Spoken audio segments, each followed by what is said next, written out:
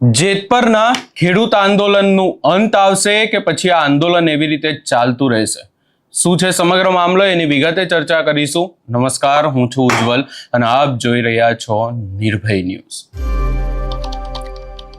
મોરબીના જેતપરમાં છેલ્લા કેટલાય સમયથી ખેડૂતો વિરોધમાં બેઠા છે, પરંતુ આ વિરોધનો અંત આવશે કે પછી આ વિરોધ આવી જ રીતે ચાલતો રહેશે, એને લઈને અનેક સવાલો છે.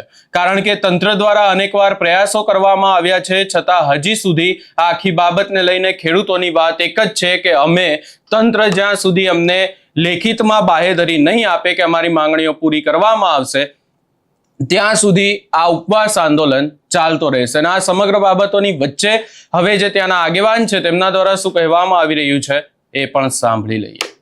આપણે જોરદાર તાળીઓથી વધાવશું નિલેશભાઈ. બેઠા બેઠા બોલો. 14 દિવસનો ઉપવાસ છે.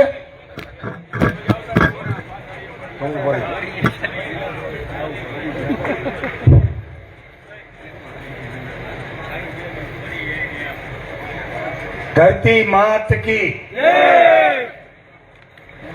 14મો દિવસ તો મારે છે.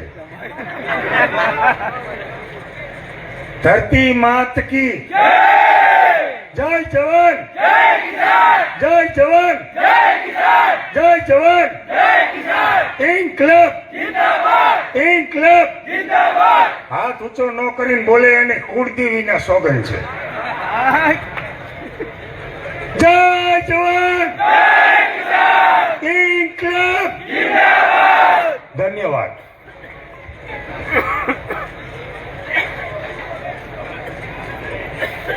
આજે મારે એક સરસ મજાના મહાભારતની વાત કરવી છે.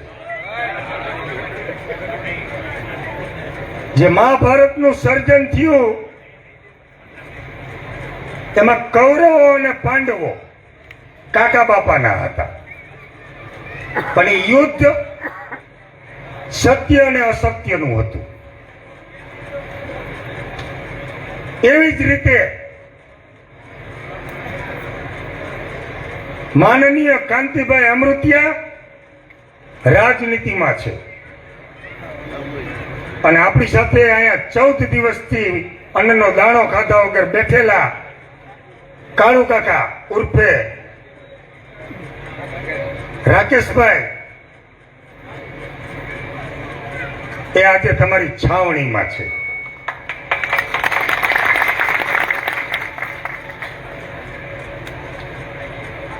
તો કુરુક્ષેત્રના યુદ્ધની અંદર સત્ય અને અસત્યની જે લડત હતી એવી જ આજે આપણે હક અને અધિકારની લડત છે.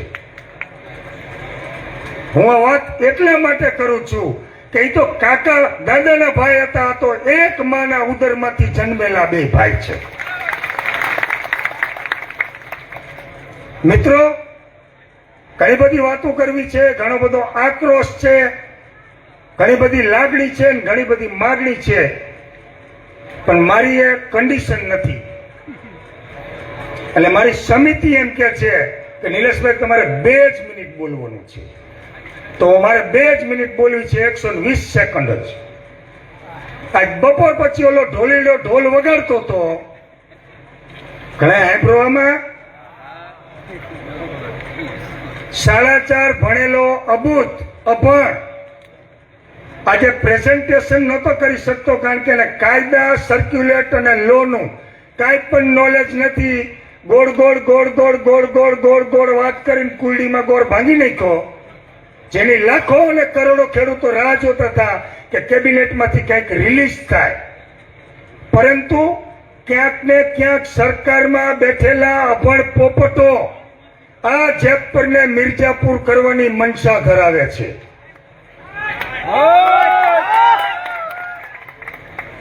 અમે આ જેતપરને જેતપર રાખવા માંગીએ છીએ, મિર્જાપુર નથી બનાવવા માંગતા. એટલે જ આ ઉપવાસની છાવણી ખોલેલી છે. હમણાં પેલા સાહેબ કહેતા હતા કે ઉપવાસ ઉપર ન બેસાય, તો વડીલ શ્રી 200 વર્ષના મૂળિયા નાખેલી અંગ્રેજ સરકાર હતી.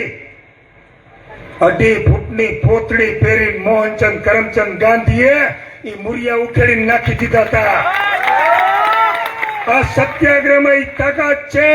1947 પછી પહેલી વખત ગુજરાતની સલ્તનત આજે ચોરે ને ચૌટે ખુરશીની અંદર ડિસ્કો કરે ગાંધીનગરમાં, ડિસ્કો. આવનારા સમયમાં પ્રેમથી કહું છું, જેમ કૃષ્ણ ભગવાને મહાભારતમાં છેલ્લે કીધું તું કૌરવોને कि शांति अगर प्रेम से आती है तो प्यार प्रेम का स्वागत है. कृष्ण भगवाने छेले कौरवों ने 5 गाम में गया था, 5 गाम ની ના પાડી દીધી હતી. कुरुक्षेत्रનું આયોજન થઈ ગયું હતું ત્યારે कृष्ण भगवाने છેલ્લી વખત કીધું હતું कि अगर शांति प्यार से आती है तो प्यार का स्वागत है, नहीं तो युद्ध का स्वागत है.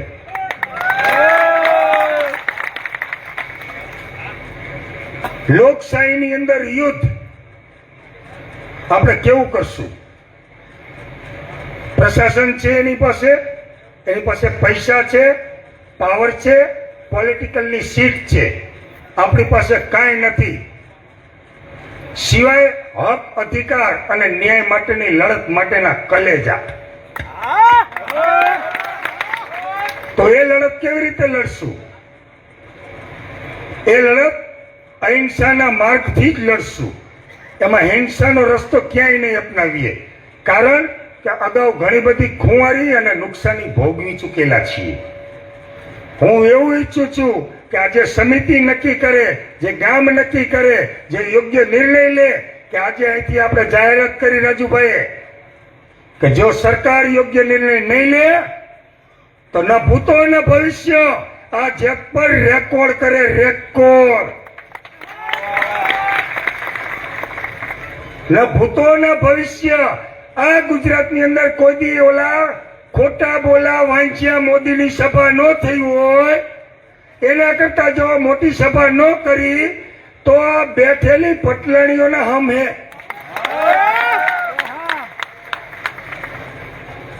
મારી વાત પૂરી કરી, છેલ્લે એક નારો બોલાવી અને મારી વાત પૂરી કરું છું. આવો ને આવો પ્રેમ આપજો, આવું નવું અમારું રિચાર્જ કરજો. આજે 14મો દિવસ છે.